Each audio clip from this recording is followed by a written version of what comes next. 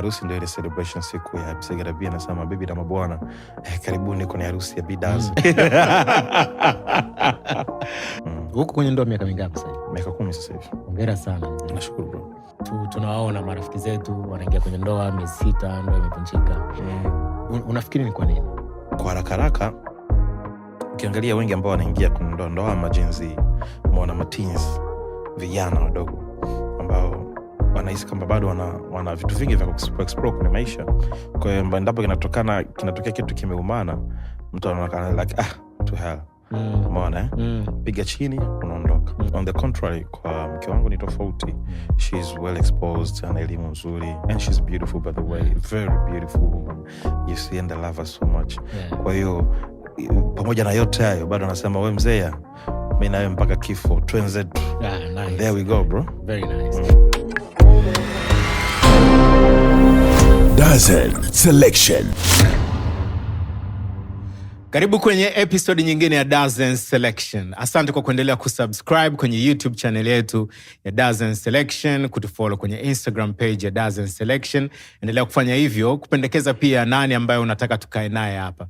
So leo tunakaa na one of the best, ambapo mimi kwangu ni moja kati ya ma MC ambao ningekuwa na shughuli yangu mwenyewe lazima ningemwalika.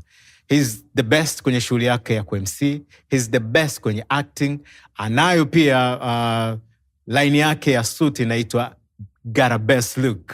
Okay, kishafika hapo unajua kabisa niko na Gotta Be. Family man pia huwezi kuacha kumtaja, sababu ni mtu ambaye mara nyingi unaona anakuambia Gotta Boys, yuko na karungi. It's a good thing ukikiona na unakuwa inspired pale ambavyo unaona kwenye social media. Umefika wakati ambao na sisi tumebahatika kukaa naye kwenye Dazen Selection. Maana is a busy guy.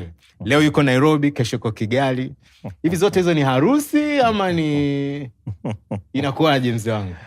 Yeah, harakati tu katika kutafuta, unajua wakati mwingine na harusi, kwa sababu Kigali nilikuwa na harusi, lakini Nairobi ilikuwa ni connections. Na nilikuwa of course nilikuwa nina appointment pale na wadau kwa wale watatu. Nikatoka nikaja Chuga.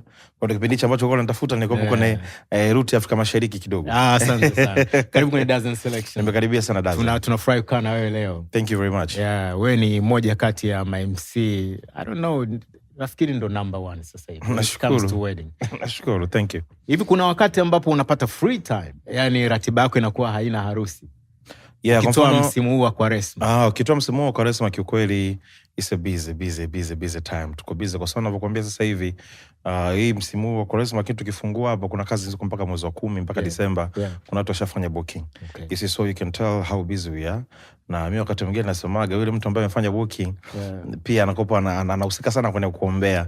Kwa mimi naamini nina ulinzi wa watu wengi sana ambao wengine wamefanya booking, lakini mimi pia ni mtu ambaye namtanguliza Mungu. Kwa hiyo ili tufike kwenye hizo tarehe ambazo mteja amezifanya booking. Kwa hiyo msimu ukifunguka tuko busy kweli kweli. Nimeambiwa ukimuita Garabi kwenye shughuli yako ni kwamba yeye atasimamia kila kitu. Inawezekana mpaka uvaaji wa bwana harusi. Ndo ilivyo.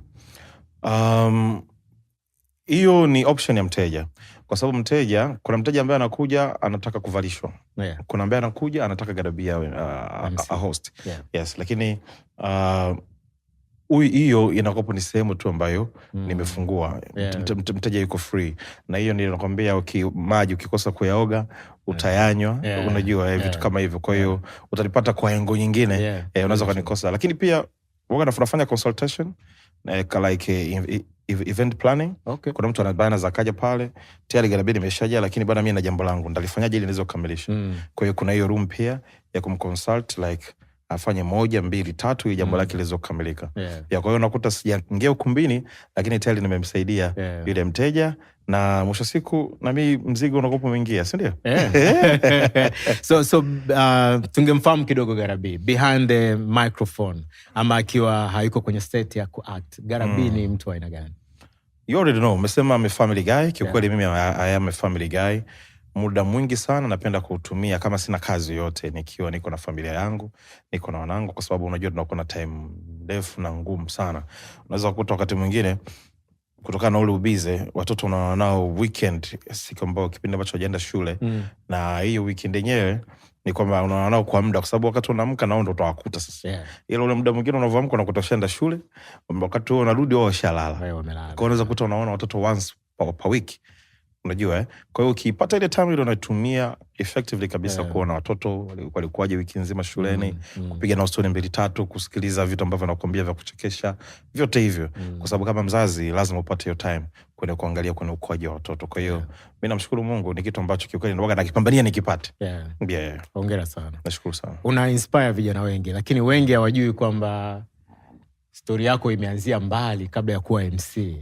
Niliambiwa kwamba sikuambiwa, nimesoma sehemu na kama sikusoma basi nimekutana nayo kwenye social media. Ulikuwa ni mwalimu before hujaanza kuwa MC. Ilikuwaje kutoka kwenye mwalimu mpaka kuwa MC na ukahisi sasa unaweza kutengeneza hela nyingi sana kupitia kazi yako ya kuwa MC? Mnamo mwaka 2009 of course ndo nilikuwa appointed. Nilipata first appointment kama mwalimu baada ya kuhitimu mafunzo yangu ya walimu chuo cha walimu Morogoro, Morogoro Teachers College. You see, so bahati nzuri nikapata nafasi kuajiriwa hapa Dar es Salaam, somewhere Temeke pale. Kuna shule moja ya kata ambayo nilikuwa inaanzishwa. Kipindi hicho nakumbuka walikuwa likopo ni Lowassa, kwa hiyo shule za kata zilikopo amezipa kipaumbele sana. Kwa hiyo ajira ilitoka, nikapata nafasi pale, na kipindi kile niko pale nimeanza utumishi wangu tayari nilikopo nina hiyo ilikuwa tayari ipo ndani yangu. Kwa hiyo it was just a matter of kutafuta opportunity, kutafuta fursa au platform ambayo inaweza kunionyesha kwamba Garabi naweza nikafanya hili jambo. Na kitu ambacho kilitokea ni kwamba kwa sababu nilikopo ni mtu napambana kupata hizo fursa, haikuwa kazi ngumu, though the struggle was real. The struggle was real. Mimi nilikwambia, unajua nilikuwa nafundisha Temeke, afu nikawa na kaa kule Temeke. Geto langu la kwanza kulipanga liko kule Temeke, somewhere Mwembeanga hivi. So kuna sehemu inaitwa wanapaita veterinary hapa. Kwa nakuja hivi. Unajua maeneo kule kwanza? Hapana. Doesn't ajue na Temeke. So watu wangu Temeke watakuwa wanaelewa. Kwa nakuja veterinary hivi, kuna sehemu ilikuwa kama klabu ya wazee hivi, watu wanafanya vikao pale. Mimi nakumbuka nilikuwa naingia pale tunatembea na business card. Unaona, kama package hivi. Kuna ikuta pale tumekaa kwa pamoja, jamani habari za saa hizi. Najua mnaendelea na kikao chenu, lakini kama mtu jari nilikuwa naomba niache business card yangu, inapokuja swala mnahitaji MC, basi please msisite kunicheck. Msisite kunicheck. Kwa hiyo naacha pale business card. Mwingine nakumbuka kuna jamaa alichukua business card akaichana pale mbele yangu. Unajua vitu kama hivyo ni kawaida sana. Kwa hiyo ilikuwa katika harakati za mtu mweusi kuona kwamba anapataje tobo lake, na ni vitu ambavyo kikweli vilinijenga sana. Na kuna time mtu unakuja pale unaanza kuongea tu nini, toka hapa, unaona kama omba fulani hivi, wakati mwingine kidogo tuache bwana, unaona sisi tuko na vitu serious. Kwa hiyo nakumbuka enzi hizo, lakini kama ninavyosema vilinijenga sana, na ikafika time ambayo watu sasa wameanza kuniamini baada ya kupata platform, na platform yenyewe ilikopo sasa upate angalau audience ya watu 10 ufanye kitu. Kwa hiyo nikisikia Dazen ana shughuli, labda ana birthday na ni mshikaji wangu, let me hold that bro. Hiyo kitu niachie mimi nifanyie. Kwa hiyo mtu ataona pale, kuna dogo mmoja tulimuona. Kwa hiyo anamwanae, kesho anapata ubatizo, watu wanagather pamoja. Tutie lidogo. Unajua kuna mtoto baba mdogo sijui ana graduate, unajua zile. Kwa hiyo zile ndo zikawa sehemu za kuonekana sasa. You see, wakati mwingine unafanya bila malipo ili mradi tupate platform. Na kweli siku zikaenda, tukaanza kuitwa kwenye maharusi. Tuliitwa kwenye maharusi, ndio hivyo. Garabi, Garabi. Unajua unavyoelezea hii story, mtu anaweza akahisi kwamba ilikuwa ni rahisi sana. Maana umaarufu wa Garabi tunaanza kuhesabu kama miaka 4-5 nyuma iliyopita, ndo ulianza kufahamika zaidi sasa hapo. Yes, na nafikiri sasa hivi ni zaidi ya miaka hiyo. Sasa hivi nakafika miaka 7 hivi. Garabi ile breakthrough ile ya kuwa maybe the busiest MC and all that. Lakini kuna game sasa hivi, sababu nilianza rasmi kufanya harusi ambazo simu zikaanza kuitaita 2012. Okay. Kwa right now nazungumzia ni zaidi ya miaka 10. Miaka mingapi hiyo? Miaka 14. 14. Yeah. You see 2026. Kwa hiyo hapo miaka 2012, 13, 2014 hapo 15 ndo gari likawa limewaka. Yeah. Yes. Kwa hiyo hatujawahi ku back down. Tuko pale. Kuna mtu yeyote alikuinspire kuingia kwenye UMC? Au ilitokana na nini? Okay. Kwanza Dazen, mimi bwana nilikuwa napendaga sana kuwa mtangazaji. Acha. Yes. Lakini of course tunasikiza nyinyi kina Dazen na nini. Nilikuwa napenda sana kuwa mtangazaji. Sasa unajua kipindi hicho ukiwa mtangazaji it was a big deal. Yeah. Tofauti na siku hizi kila mtu ameshika mic barabarani mtaani. Yeah, kipindi hicho ilikuwa ni big deal na mimi nilikuwa napenda sana kuwa kwenye entertainment industry back in the days. Sasa nakumbuka kipindi Clouds TV inaanzishwa. Mnatoka mjengoni kule Kitega Uchumi. Yes.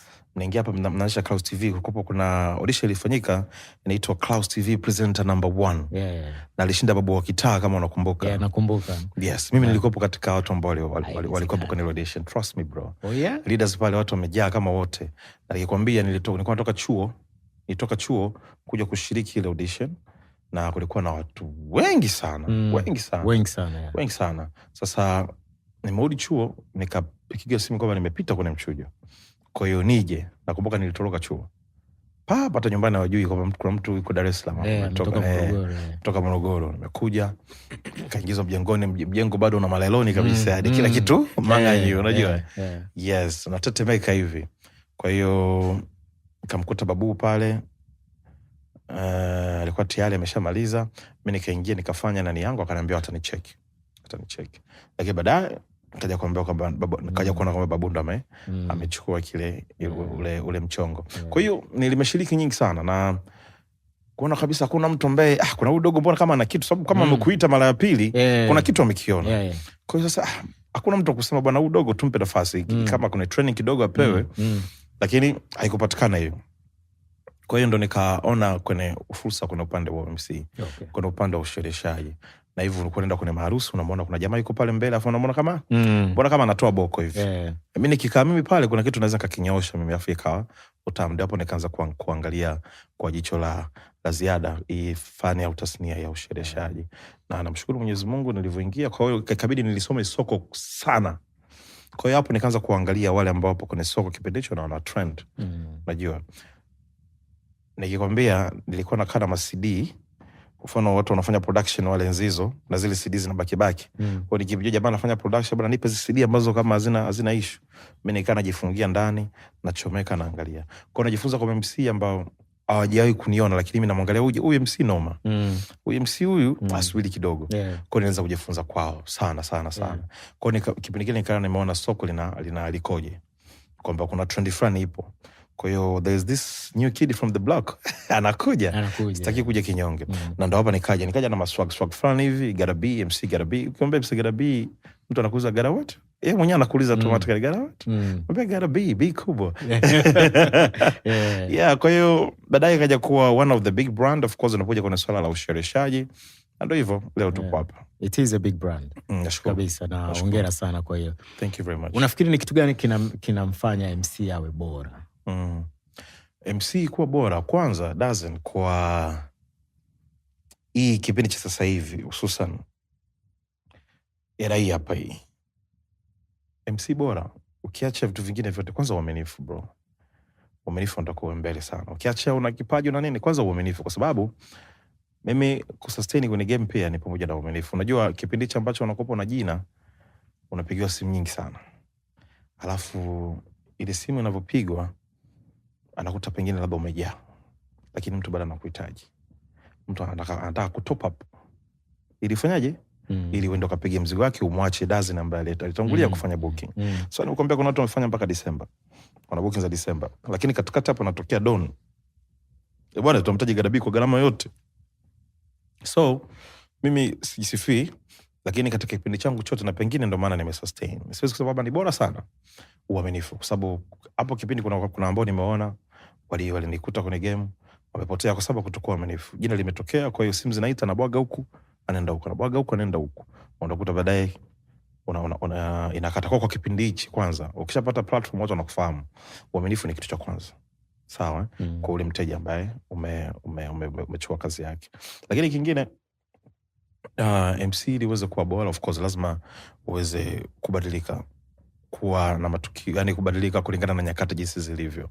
Mimi kuna ambao niliwakuta enzi zile bado wapo, lakini kuna ambao wakutaka kujua trend iko vipi wakapotea. You see? Kwa hiyo unajaribu kwa mfano sasa hivi unajua karibu kila kitu ni kama content creation.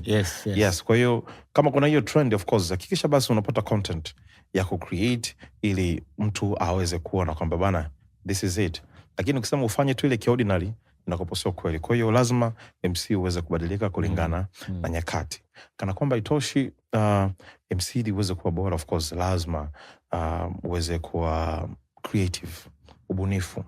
Lazima uwe na ubunifu na unaangalia kitu gani kifanyike wakati gani, wapi kifanyike wakati gani. Hivyo ni vitu ambavyo naweza kuvizungumzia kwa haraka ili uweze kuwa MC bora. Uaminifu, kubadilika na creativity. Nafikiri hiyo sio kwenye ku-MC peke yake, maana hizo point pia ukizigeuza kwenye maisha ya kawaida, mtu yeyote ambaye anafanya jambo lolote inabidi ukae umo yani. Yes, lazima ukae umo. Lazima ukae umo. Kwa hiyo kwa sababu hivi nafikiri kwa nini? Mimi nafikiri mimi pengine ndio naweza kuwa ni MC ambaye niko endorsed na hizi taasisi na biashara tofauti na MC wengine. Umeona? Lakini ni kwa sababu nimeweza kujitofautisha. Kwa hiyo mimi naweza nikakaa kama influencer mwingine pale ama mtu mwingine ambaye ana ushawishi. You see? Kwa sababu pengine na ninavyojipackage ni zaidi ya MC. Unaelewa? Kwa leo mtu aoni aje kusema bwana Garabide tumweke kwenye hichi kipengele, tumweke Garabia aweze kuwa sura ya bidhaa yetu. Unajua? Hivyo ni kwa sababu kwamba unakwenda. Lakini ukisema mimi bwana mimi faza mimi dingili. Lazima tubadilike kikweli. Kiukweli ukiangalia hata zile video ambazo unapost kwenye page yako ya harusi ambayo utakuwa umehost ama ukiwa kwenye harusi yenyewe alafu kumuona MC Garabi yuko pale mbele ana host event, kuna namna ambavyo una engage ile crowd in a way paka mtu ambaye yuko pale anatamani yani au anafurahia kile ambacho kinafanyika. Tofauti na wengine, kuna saa unaziona video zina trend kwenye mitandao ni kama zinawadhalilisha baadhi ya wageni ambao wametokea kwenye event. Unaweza vipi ku-maintain hii kitu? Well, unajua before ilikuwa it wasn't a big deal. Kwa sababu ukionyesha kitu ambacho kimetokea kwenye sherehe ilikuwa ni sehemu ambayo mtu anaona okay, kumbe Garabia ikiwa MC mavibe ndio yanakuwa kama haya. Unajua kama zimepiga ngoma the way umehype mtu amevibe, unajua ilikuwa fresh. Lakini ilivyokuwa inakwenda muda as time went on ndipo pale ambako inatokea sasa video nimeipost mimi. Maana itachukuliwa itapelekwa sehemu nyingine na yule ambavyo ataipresent ile umeona ni tofauti na vile ambavyo mimi pengine nilikuwa naipresent. Mimi naipresent pengine mtu alikuwa na vibe kwenye shughuli. Unajua kwenye harusi of course watu wanakunywa. Unajua na mtu akinywa ndio vibe nyingine hapo, lakini kuna vibe za Garabi ziko pale na DJ wake. Unajua ni sehemu ya kucelebrate. Ni kama unaonyesha the reality of whatever is going on kwenye shughuli. You see? Lakini tofauti ikaja sasa inachukuliwa na pia kwenye page labda ya udaku. Mtu anaweka tattoo kubwa pale. Lakini mtu akiangalia alitoka kwa Garabi. Kwa Garabi it was okay, lakini unapokwenda huku sasa ikatokea sasa Garabi nikiposti na kopo ni issue sasa. Mbona ndio tulivyokwenda huku. Hata Garabi nikiposti na kopo ni issue. Kwa hiyo ndio yale nilikuwa nakwambia kuangalia na trend. You see? Kwa sababu nimekuambia tokea enzi hizo more than 10 years tumekuwa tukipost na pengine ni vitu ambavyo vilikuwa vinaonyesha hii shughuli ina vibe sana, shughuli zake zina vibe sana, watu wanacheza, unajua mpaka mtu anavua viatu anashika mikono juu. Yaani hizo vibe ziko zinatuuza. Lakini sasa hivi imekuwa inaonekana kama nifanye ni kudhalilisha. Na which unaweza kuta inaonekana kweli unamdhalilisha kwa sababu mtu anavyopostiwa na comedy zinazokuja unajua tayari unakuwa umemdhalilisha automatically. Kwa hiyo tunaangalia trend iko vipi sasa hivi, tunajepusha na hivyo vitu. Umeona onyesha vibe, lakini kuna kitu ambacho kinaonekana kweli kina huyu unasema huyu nikimposti huyu comedy zitazokwenda pale kiukweli mwenyewe atoka salama. Kwa hiyo ni hivyo tunaangalia sasa hivi tunavipost hivyo vitu, lakini before it wasn't even a big deal. Very true. What's the best moment unaikumbuka ya kati ya harusi ambazo mwae kuzihost? Sio lazima uimention kwa harusi ya nani, lakini kuna the best moment lazima una.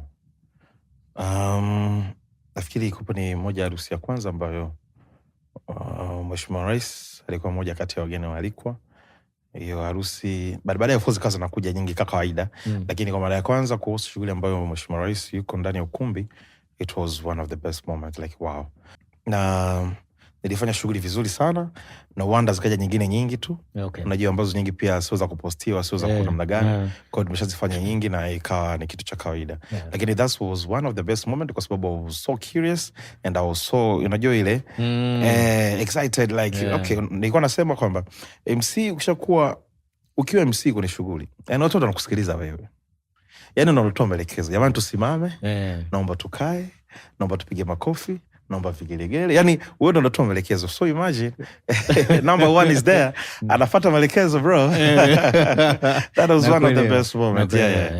Ni kuna wakati labda kuna jambo limetokea wakati una host event ambalo kwako lilikuwa ni baya na uliweza vipi yani the negative of that? The negative of it. Kuna tukio moja ambalo pengine lilinifanya nikawa traumatized kwa kipindi fulani hivi, na nikiwa nikiangalia waga na kuaga makini sana kwenye hiyo engo. Unafahamu hizi fireworks? Wanaziweka, wengine wanaziweka juu, wengine wanaziweka chini. Kuna tukio moja lilitokea, fireworks zimewekwa ili biharusi apite pale. Sawa. Sasa amevaa gauni kama Cinderella lile. Afu ndo akifika ndo inalipuka. Pacha. Ikashika ile gauni. Moto. Bwana. Ukashika lile gauni. Na ikumbuka hiyo. Ikashika lile gauni. I say. Gauni inaanza kushika moto pale, alafu unajua kitambaa kile. Kwa hiyo yani it was mtu wanamwagia maji biharusi. Ilikuwa ni kumwagia maji biharusi. Kwa hiyo gauni inaendelea kuteketea au kumwagia maji kuzima ule moto. Yes. Kwa hiyo kumbuka ndo kwanza anaingia, hiyo shughuli itakuwa ina gani? Maana. Kwa hiyo toka kipindi hicho mimi ilikuwa kama mnaweka fireworks, weka mbali ambapo biharusi anapita na isimguse. Kwa hiyo nikawa niko makini sana kuna hilo.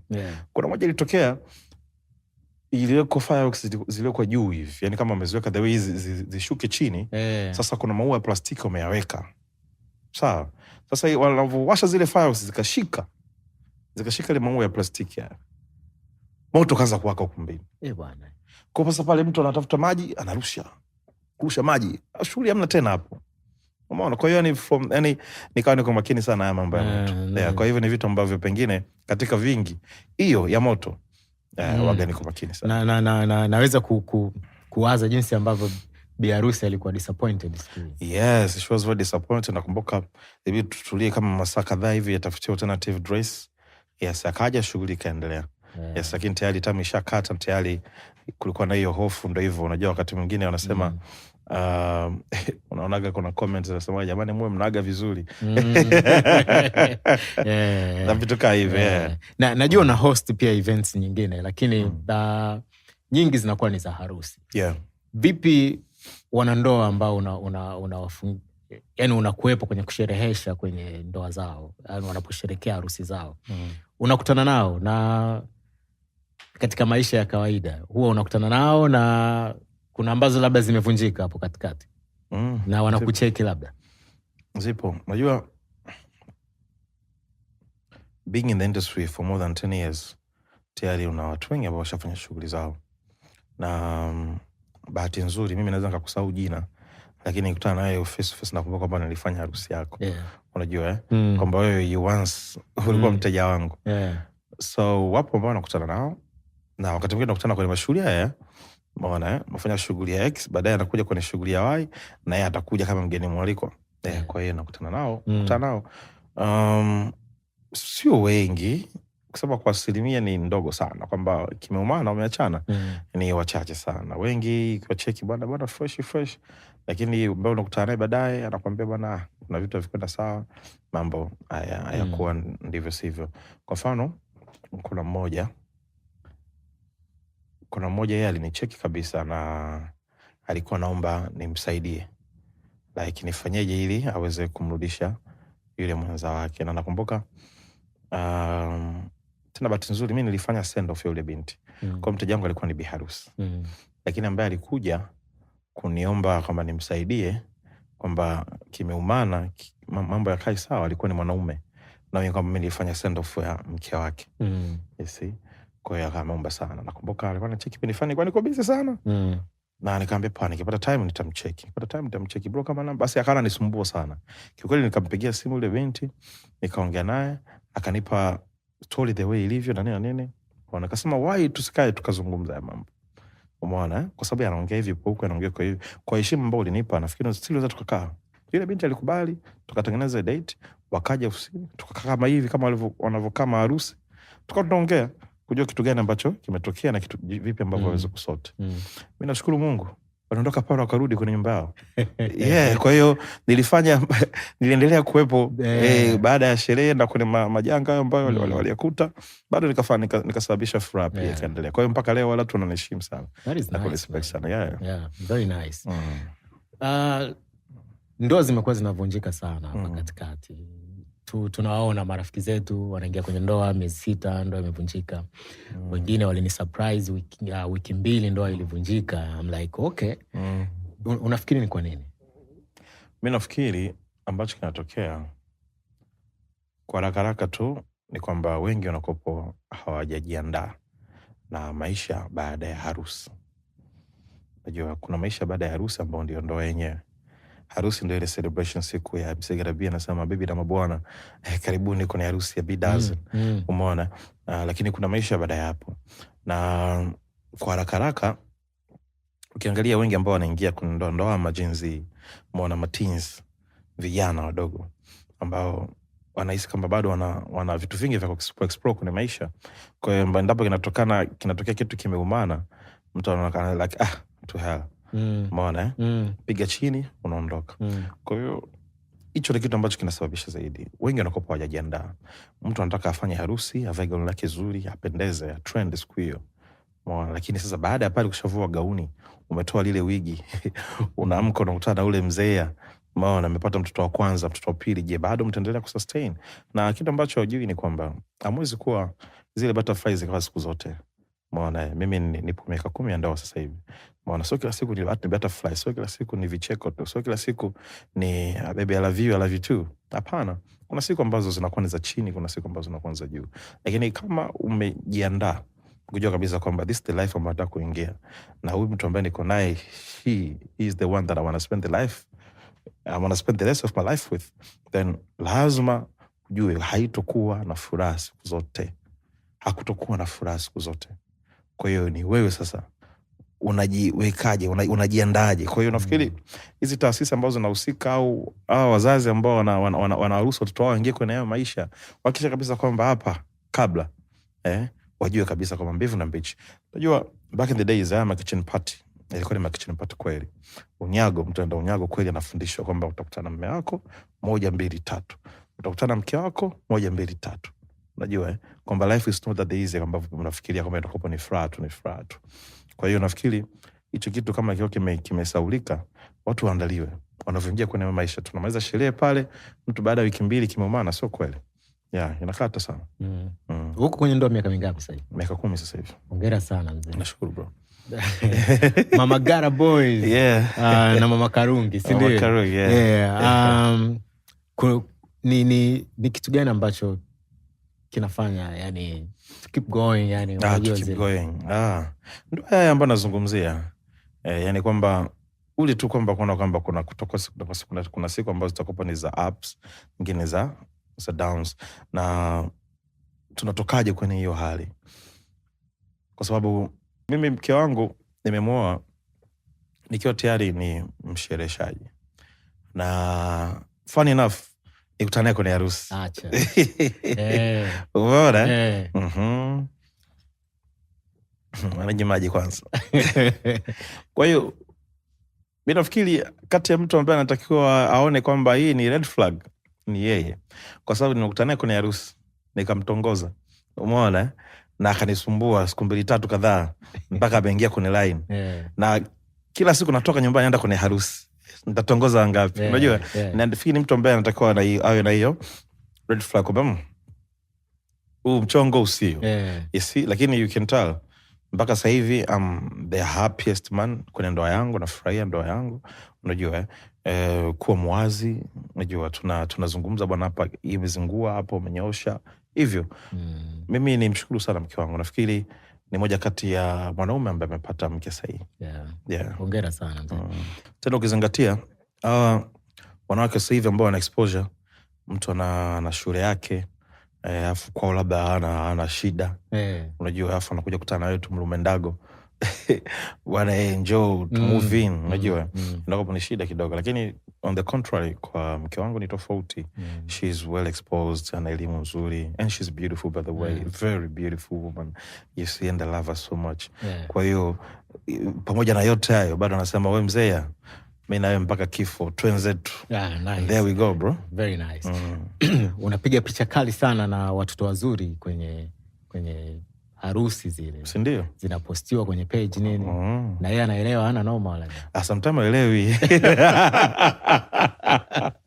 Sio zote ambazo anakuwa anaelewa. Sometimes haelewi, anakwambia picha gani? Kwa nini unapiga picha hii? Anasema. Hii picha mimi sijaipenda. Kwa kama shusha hiyo picha. Mimi nashusha, si maelekezo. Maelekezo yametoka juu. Maelekezo hajapenda. Sababu kuna zile mtu anakuja kama shabiki. Na siku hizi kipiga picha zinafanya sana hivi. Umeona? Sababu before ulikopo nashika sana hivi. Umeona? Sasa zile zinamkata. Kwa lazima kushika mkono, usimshike mkono, ndio. Weka hivi, kaa hivi. Basi mama. Maelekezo nafuata. Sio kila kitu anakuwa anapenda, vingine vinamkata. Unajua kuna video nyingine baadaye zinatokea huko, labda afurahi na anakuambia kitu kifurahia. Lakini pia pamoja na hayo, wakati mwingine ni mtu mzuri sana pia kwenye shape. Like kuna sehemu nimesema some this could have been this. Kwa hivyo utokiongea hivi, ngongea hivi, ingekunyama, ungeongezea hichi. Unajua sometimes naye akigugu bwana, kuna hichi kitu kikiapply, hichi kitakunyama. Umeona, what do you think about this? Hapo kuna wimbo huu ukiutumia kwenye kitu fulani. Kwa hiyo ni mtu pia ambaye bado ananipa ideas na niko kwenye kazi yangu na ananisaidia kwenye shape. That is nice. Unapendwa sana na jinsia ya kike. Hiyo iko wazi kwa sababu kuna kipindi pia uliwahi kualikwa kwenye kitchen party gala ya Dina Marius na ulienda kusherehesha kwa sababu wanawake walikuwa pia wanakufurahia. Yani MC ametokea kwenye event, yani MC ana shine kuliko artist. I know that, right? Ni kitu gani unafikiri ndo kinawavutia sana kutoka kwako? Niwahi kusikia sehemu kwamba ukifanya biashara ambayo inapendwa sana na wanawake na watoto, zaidi kama ni tobo hivi. Umeona? Kwa hiyo mimi nafikiri, I don't know, kwa sababu mimi sina uensamu huo. Lakini ni vitu ambavyo navizingatia kwamba hata kama uensamu huo sina, basi kama muonekano kawepo.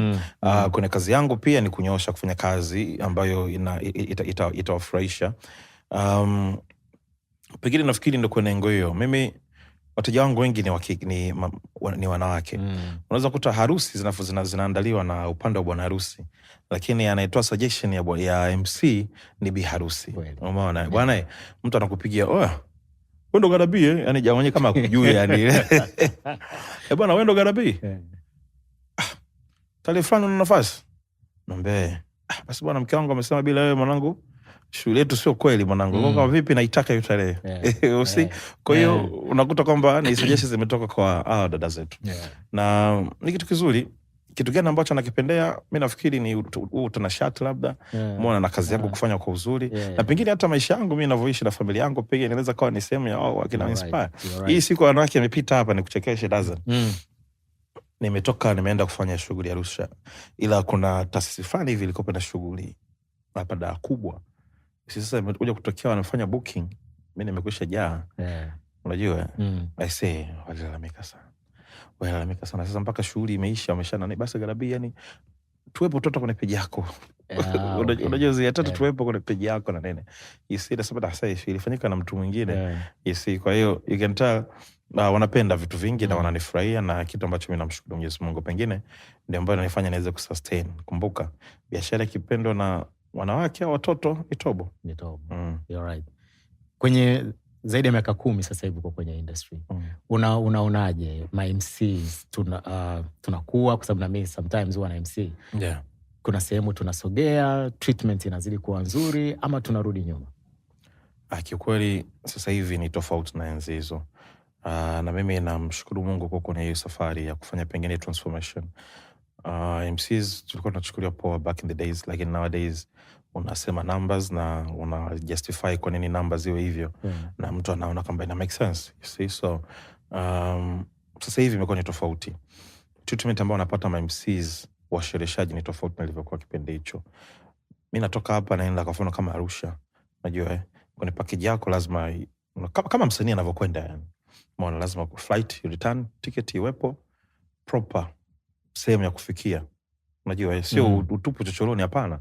Unasema kabisa nataka nifikie kama ni hoteli ya ngazi fulani, unajua kama niyo na usafiri wa uhakika nikiwepo hapo unike. Hiyo tofauti na wakati ile utakaolipa wakati wa kuhudumia, na mtu anaona that makes sense, you see. Yes, kwa hiyo ni kitu ambacho kipindi hicho ukisema hivyo vitu mtu alikuwa hawezi kuelewa. Kwa hiyo mimi ni kwa haraka kwa sasa hivi sasa hivi tunakula shushu mzee, na hata madogo wanavyokuja pia nafikiri wameona brothers tunavyofanya, na wao wanazidi kujibrand kwenye hiyo engo. Ninakumbuka one of the MCs ambao ndo tumeanza kuwa na ofisi haya, unajua ofisi imekaa proper na nini. Kuna watu wakasema MC tunakuwa na ofisi ya kazi gani? Lakini hawajua kwamba ile ya ofisi pia inakupandisha thamani, kwa sababu mjini hapa bila address pia unaonekana ni kama muuni tu. Unakutana na watu Mlimani City, unakutana na watu kwenye vituo vya daladala, mnafanya biashara, hata kama anafanya transaction ya simu, sio kweli. Lakini akiona kwamba kuna address, anafika pale, anakutana na secretary, unaingia, mnakaa, mna close deal, anaona kabisa kwamba yes, this is the real deal, unajua anaona hii issue ni legit. Sawa, tofauti na enzi hizo. Kwa hiyo hata wanakuja madogo nao na ofisi nini, unajua na kwa jinsi ambavyo nao wanajibrand mandinga manini. Yes, so hiyo katika kuonyesha kwamba na sisi pia ni watu. Serikali inatutambua ama inawatambua ma MC? Serikali inanitambua na inawatambua ma MC. Na kama umeona juzi BASATA pia walikuwa wanapiga kelele kwamba lazima ma MC wote wajirasimishe. Of course mimi nimejirasimisha muda mrefu, lakini ikawa na hiyo hizo harakati kwamba, kwa hiyo unaona kabisa kwamba automatically tayari tunatambulika na serikali. Ni wakati gani ambao uligundua kwamba kazi yako unayoifanya ya ku-MC sio kazi peke yake, pia inahitaji talent? Yes.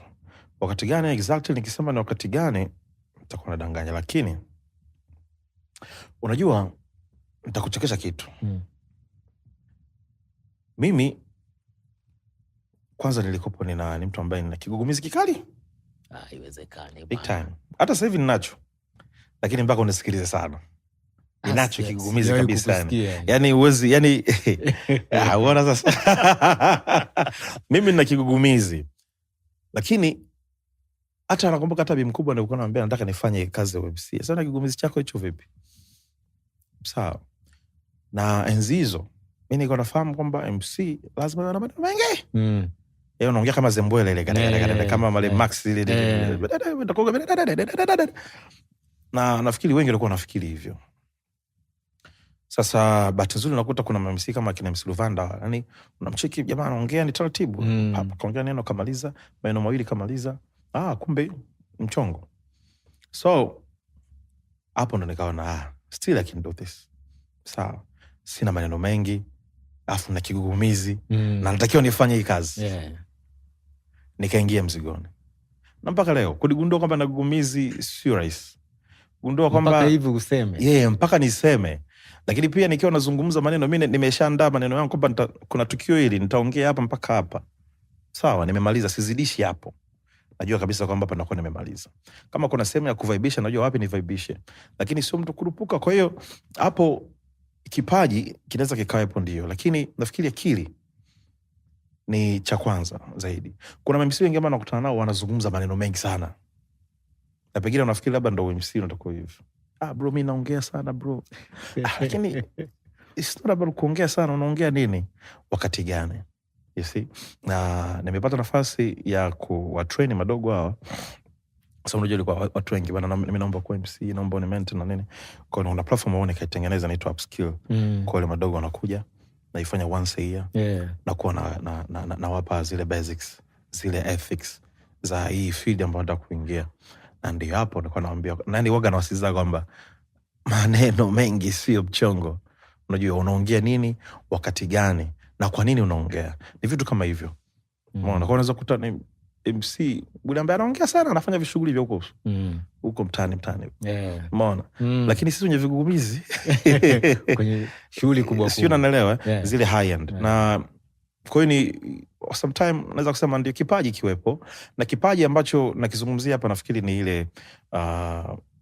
ile communication skills, sawa, ile public speaking skills uwe nayo, uweze kuzungumza mbele za watu. Kwa hiyo ndo hapo inakuja automatically unazungumza nini, kwa sababu ukikaa mbele za watu ukiwa unazungumza, hakikisha usi overdo.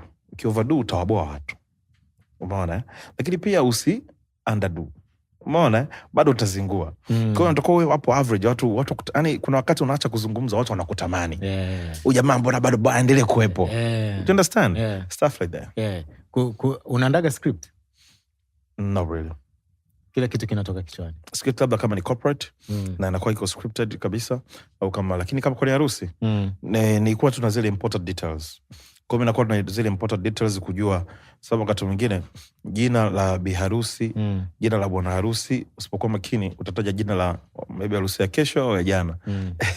Kwa lazima uwe na zile important details ujue. Kwa hiyo hizo ndio tutakuwa tunapita nazo. Kwa hiyo mimi nikiwa nazo hizo ambazo of course nakuwa naziandaa before. Kwa hiyo inakopo tunakwenda vizuri tu. Lakini before nilikuwa natengeneza script.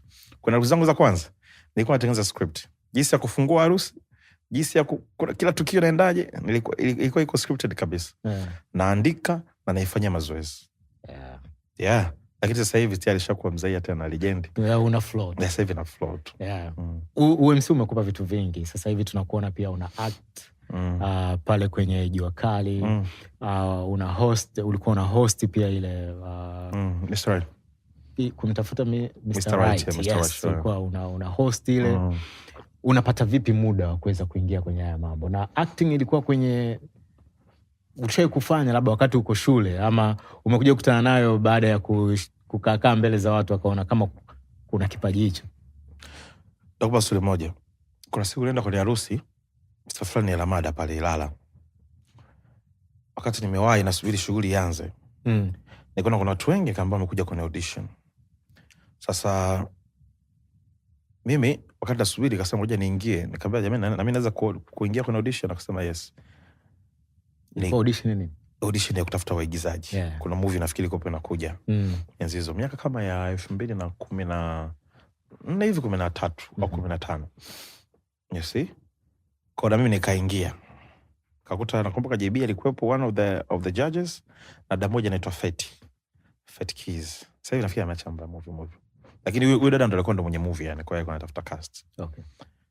So mimi nimeingia pale kama kubuy time tu, sababu shughuli yangu si bado. Nikaingia nikapewa task ya fanya kitu fulani. Nikakifanya. Unajua ukiwa una tension au una nini, kwa unafanya tu yani ile unajifurahisha tu, unasemaje. Oya. Nabuka baada ya pale akaita watu wote. Jamani, John kwanza nyewe watu wote. Mnamuona huyu? Huyu ndo anajua, huyu ndo anataka hii nafasi. Kwanza mwangalia alivyovaa. Kumbe ulikuwa unaenda kwenye mimi na harusi yangu mbele. Mwangalia alivyovaa. Na ameigiza vizuri. Very talented. Wewe moja kwa moja namba yako pale tunaomba tutafanya mawasiliano. Sasa wewe mchongo. So from then nikasema kumbe naweza nikafanya. Lakini ile movie ikufanyika, nakumbuka tulifanya mawasiliano baadaye. Nilipa mpaka advance, sisi tukakutana tukapewa script langu ili gazeti ilipitie. I don't know what happened, ile kazi haikufanyika kikweli. So maisha yakaenda. Kwa hiyo mimi habari ya kuigiza haikuwepo kabisa kwenye kichwa changu. Ilitokea tu hiyo siku hiyo. Nikasema kumbe inawezekana, lakini mimi I was interested at all na hiyo namna gani. So ikatokea MC Garabi ndo huyu ametokea, na Lamata akaona kabisa kwamba tunamhitaji huyu jamaa. Amenicheki mara kadhaa. Kabla Lamata kuna nani nyingine walikopo na movie nyingine pia pale wanaonyesha pale DStv, na wale ni cheki. Lakini the way walivyonicheki na the way ambavyo unajua ni mtu anakuambia Garabi, tunakuhitaji bwana, kwa sababu kuna mtu fulani yupo kwenye movie hiyo series, unaona kabisa kwamba wewe utakuja tu. Bwana fulani atakuwepo na ndio utakuwa una act naye. Akaambia okay.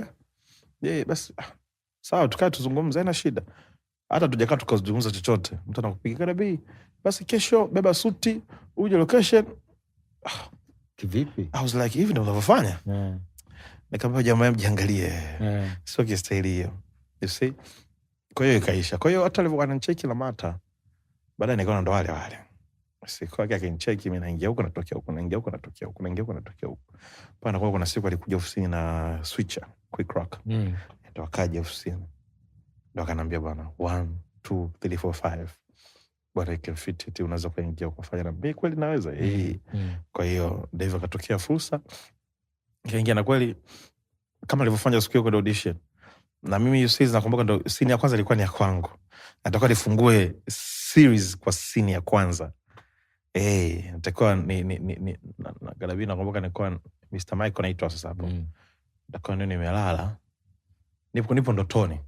Lakini ndoto yenyewe hiyo ni kwamba nashtuka baada ya kuona nimemuua. Yaani kwenye ndoto ni kwamba nimeua. Sawa? Nimemuua mke wangu. Sawa? Mke wangu amekufa, afu damu amezagaa pale. Alafu baadaye ndo nashtuka yani kwamba sio kweli. Kwa hiyo hiyo scene ukiangalia hivyo kwa ngumu, lakini kenyosha dipiga take 2 tunakumbuka, take 2 tu. Ndio mpaka leo kabaki historia. Kwa hiyo mimi sikujiona kwenye uigizaji, nimejikuta na mnisema ambayo kiukweli nimepata fan base kubwa. Kuna mtu mwingine unaingia sehemu anamjua Mr. Michael kuliko MC Garabi. Unajua, kwa hiyo unajua MC Garabi, kumbe Mr. Michael ni MC.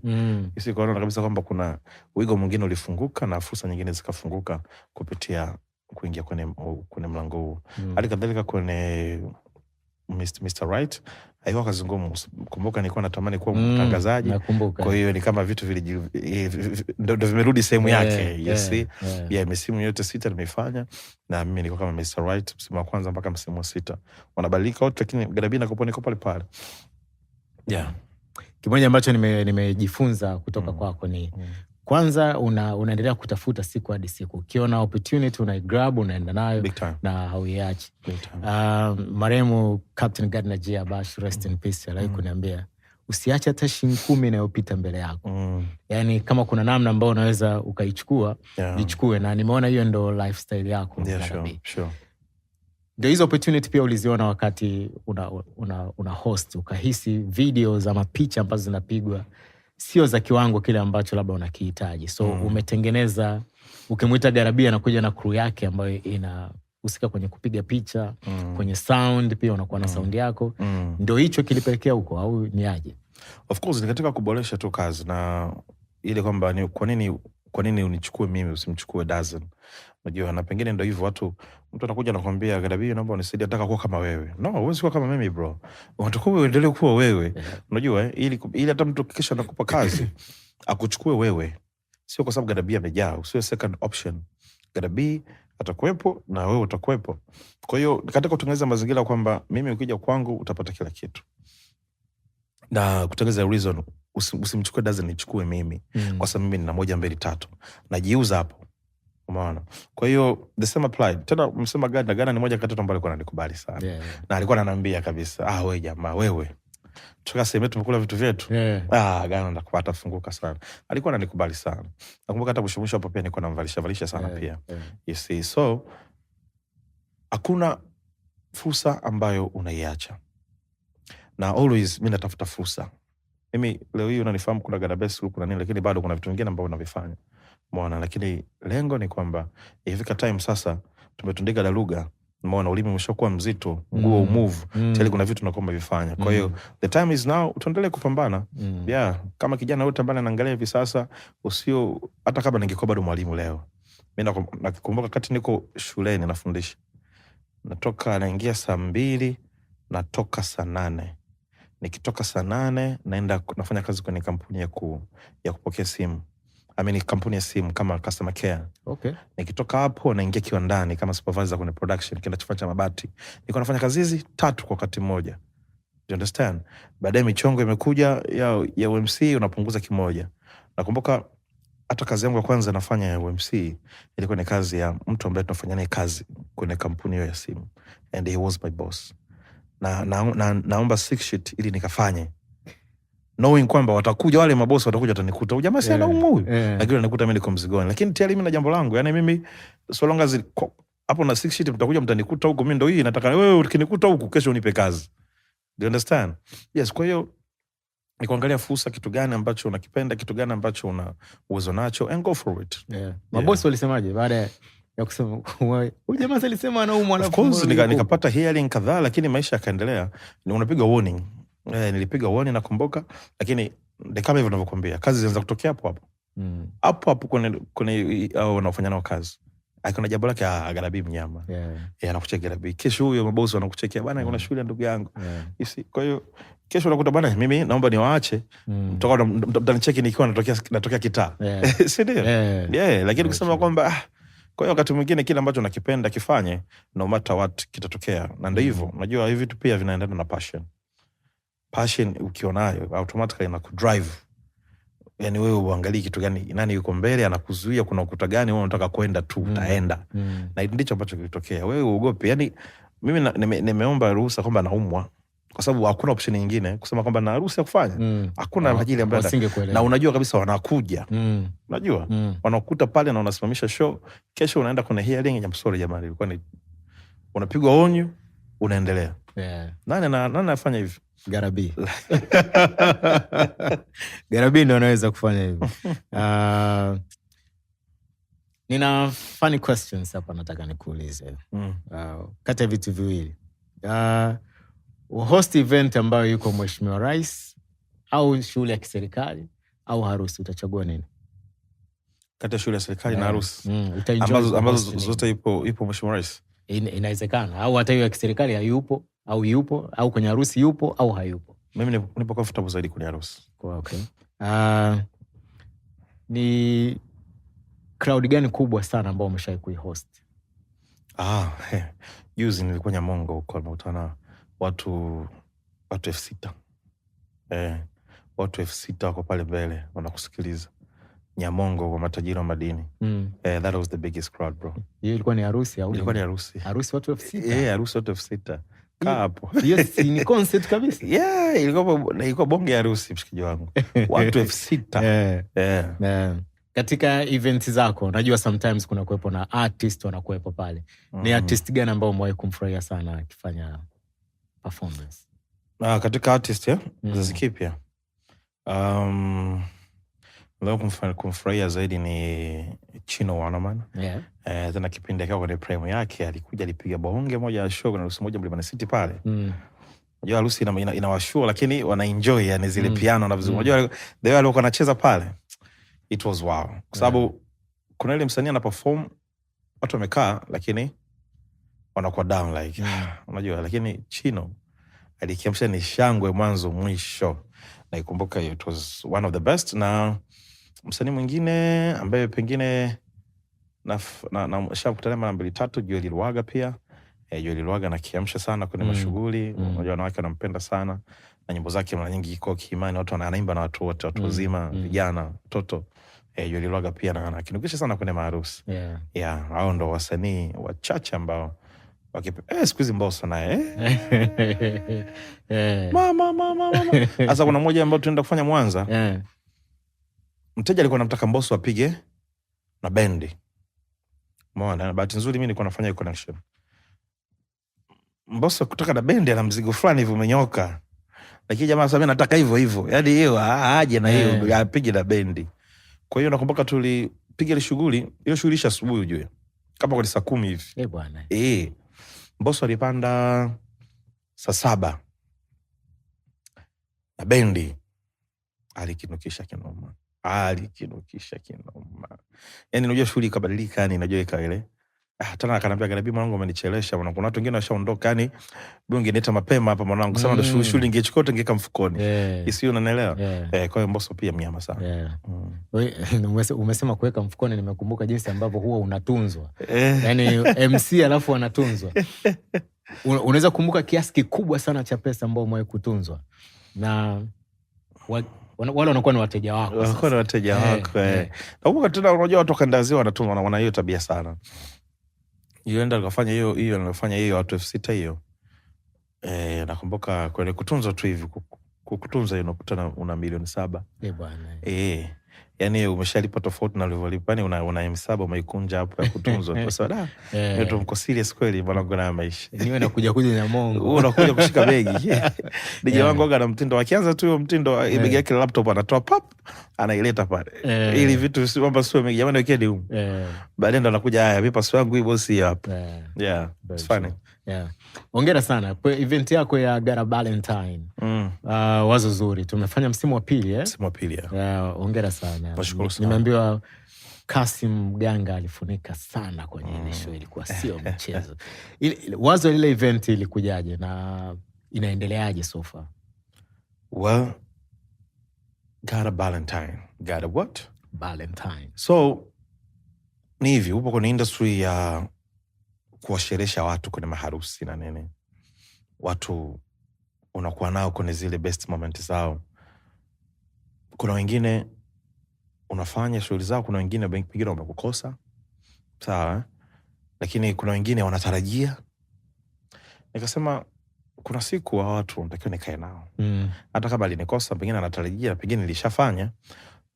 Washirikie basi ya mapenzi ambayo nilikuwa nikiasherehesha au wengine wanatarajia niashereheshe.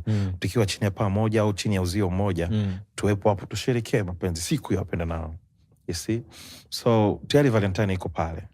Gotta be anahusikaje? Ndo hapo gotta what? Unajua always big kubwa ile, nikisema big kubwa ina vitu vingi sana. Ina vitu vingi sana, so nikasema gotta Valentine. Ita make sense. Wakati naisema hiyo kuna wengine wakaona mbona kama sio kweli.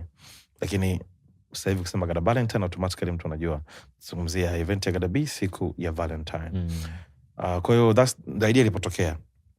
Na inakujaje, of course haitaki kuwa kinyonge kwa jinsi ambavyo nimejibrand, kwa jinsi ambavyo nimekuwa nikifanya hizo shughuli za watu. Kwa hiyo navoleta pia nisiwalete kinyonge. Kwa hiyo ndio maana ukiangalia hata maandalizi yake venye ambazo wanakuwa nazifanya, lakini ile ambiance na ile test yake inakuwa na kitu fulani hivi luxury, umeona so executive, unajua unakuja kuenjoy mapenzi na high end kind of way. You see, kwa nikaifanya mara ya kwanza last year, ilikuwa poa fresh.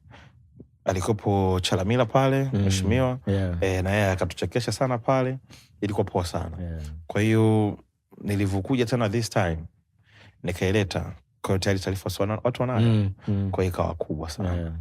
Kwa speaking of Kasim Ganga, of course alikiwasha alikinukisha sana Kasim, my brother. Na mmoja kati ya watu ambao pia nilivyomcheki akanambia, bro, kuna kazi naisikilizia hapa, ili kazi itabidi isubiri nje kufanya jambo lako. Nikasema yao ndo maelekezo. Na kweli alikuja kuniangusha Kasim. Ungekutana na Gara B, Yanga Gara B kipindi kile mdogo, ungemwambia nini? Gara B mdogo? Anasemaga kwamba nikiwa na post TBT zile, anasema hapo ulikuwa Gara B ndogo. Sio Gara B kubwa. Gara B ndogo nikutana naye, nisingeacha kumwambia, be what you gotta be, do what you gotta do, just like that. Be what you gotta be, kwa sababu usiige, usipate, usiwe bendera kufuata upepo. Umeona?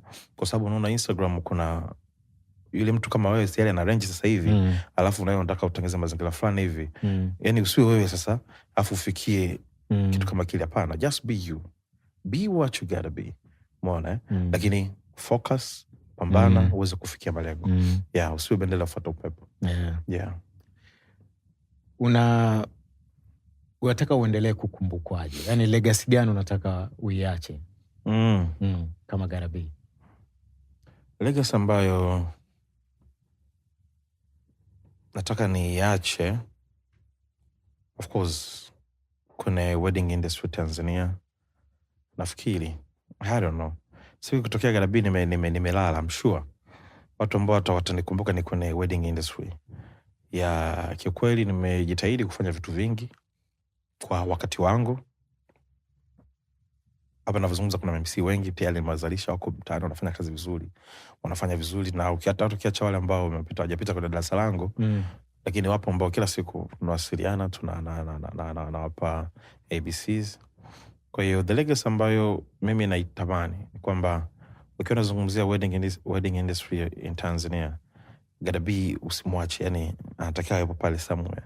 Umeona kama the guy ambaye amechangia soko la harusi chini Tanzania, of course inakuwa kama sehemu ya showbiz, inakuwa kama sehemu ya ndo kuonyesha sasa, of course ndo tasnia ambayo pia watu wanaweza wakainvest sasa hivi. Unajua ni kweli, kwa sababu inafika time mtu anakuambia kama MC ni Gada B, kwanza lazima upendeze. Lazima. Umeshaelewa? Kwa mgeni mwaliko mwenyewe anafia kwanza lazima apendeze. Kwa hiyo afu inaenda mbali zaidi, sio kwa mgeni mwaliko, inakuta hata kwa yule service provider mwingine. Unajua yule ambaye anapika anataka sikio, yani chakula mtu enjoy, kwa sababu si ile kupoka Gada B.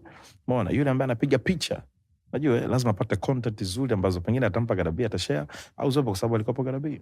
Unajua yule ambaye anafanya decoration, unajua issue afanya Gada B, yani lazima yani kitu kitokee. Yes, kwa hiyo in indirect way nina mchango mkubwa sana kwenye industry, na legacy yangu nataka ibaki hapo hapo. Tunafanya vitu vingine lakini wanaacha hapo hapo kuna upande wa harusi. Kiwanda cha harusi nchini Tanzania. Mimi nataka nikienda kesho Kenya, nikienda kesho Kigali, umeona unajua this the guy. This is the wedding guy from Tanzania. Nikienda Nigeria, this is the wedding guy from Tanzania. Nikienda hata nje ya nchi, Gada B the wedding guy. You see, kwa sababu tayari tuna connection kote, kuna watu wengi sana ambao wanamwangalia Gada B kwenye engo hiyo hapo. Umezungumzia swala la Nigeria hapa. Nimekuja na swali ambalo nataka kuna experience ya wenzetu kwenye hizi weddings, sababu tulikuwepo wote Nigeria kwenye harusi ya Jux. Na jinsi ambavyo sisi tunasherehekea sherehe zetu hapa Tanzania. Tofauti ni ipi? Labda tuifananishe pia labda na Rwanda, kwa sababu umesha host harusi kule Kenya. Utofauti ni upi na sisi wa Tanzania? Kwa sasa hivi mimi kwa haraka ukiniambia wapi wana invest, wapi wana invest zaidi kwenye harusi, West Africa wako vizuri sana. Wenzetu harusi it is a big deal, na the way ambavyo wanafanya you can tell. Wewe tulikuwa wote umeona harusi inakopo ni series of events, yani mpaka ufike ile white wedding kuna vitu vingi sana vimeshafanyika. Of course hata hapa pia kuna kitchen party, kuna send off, wengine wanaume wanafanya big party mpaka ile white wedding. Lakini wenzetu kila single event ni kubwa. Ukija kwenye issue kitchen party ni kishughuli kidogo ambacho pengine watu wachache. Umeona tofauti na kwa wenzetu, yani kwanza ile traditional ina mtu shazi. Umeona na watu ukiangalia kweli, yani kwamba mtu anadedicate muda, anadedicate time, anadedicate mzigo kwa ajili ya kuwepo kwenye hiyo shughuli. Atapendeza, atakuwepo mapema, na ikiwezekana hata kuna kuchopu. Si unaona harusi kwa mfano traditional ilikopa asubuhi, ikafanyika kwa after party, watu walikuwepo pale mwanzo mwisho. Kesho yake kwa white wedding, tumefanya white wedding pale, tukaingia kwenye celebration, unajua za ile white wedding, baadaye tukaenda after party club. Watu wote wapo, so wazetu wakisema after party, kweli after party, wakisema unajua yani wazetu. Lakini sisi Tanzania pia nafikiri tunafuatia. Kwa Afrika Mashariki sisi tunaongoza, na Kigali wako so traditional pia kuliko white wedding. Ile traditional ni shughuli kubwa sana. Yes, lakini sisi huku tuko kuna white wedding zaidi, ambapo bado kienda kwa send off pia unakuta ipo kubwa. Kwa hiyo lakini sisi huku East Africa tunafanya vizuri sana. Kwa Tanzania tuko juu.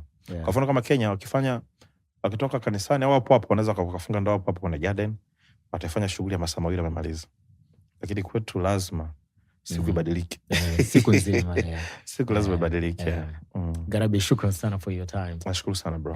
Inabidi nipite pale Gada Best Look na mimi nipate suit. Upite pale mwanangu. Tutafanya kitu kizuri. Na naona kabisa simuona tai. Mimi nimeona leo kwamba anakuja Gada B. Ngoja na mimi nipige tai. Thanks so much. Nashukuru sana bro. Una chochote labda cha kuambia especially vijana wadogo ambao wanataka siku moja wawe MC kama Gada B? Okay, kitu ambacho naweza nikawaambia vijana wadogo ambao watakuwa MC kama Gada B, kwanza anataka kuwa MC kama Gada B ni kitu ambacho kipo ndani yake kweli. You see, sababu vinginevyo unaweza kuta kwamba unapoteza muda na muda wenyewe haurudi. Kwa hiyo kama ni kitu kile ambacho unakiona kipo ndani yako, then karibu and go for it. Lakini pengine wewe ni mtengeneza maviti kama haya mzuri tu, yes, why not to invest on that? Lakini pengine wewe ni videographer mzuri kama these camera guys hapa, umeona, kwa nini usidedicate hiyo time yako hapo? Kwa hiyo ni time nzuri pia ya kujitafuta na kujichakata, ili time ikifika sasa unafanya kile unachokifanya kifanye kwa ukubwa, na fursa nyingine zitatokea kama ilivyo kwangu. Nilidedicate huko time na milango mingine nafunguka, tunafanya vitu vingine. Yeah. You're right. Tunabaki huko, be what you gotta be. Be what you gotta be. Be what you gotta be. Asante kwa kuwa na sisi kwenye Dazen Selection. Production imefanywa na Mountain Line. Mimi naitwa B Dazen. Garabi ametupa somo zuri sana leo, na inabidi tuishi njia moja inafungua nyingine. Usio bana. We out.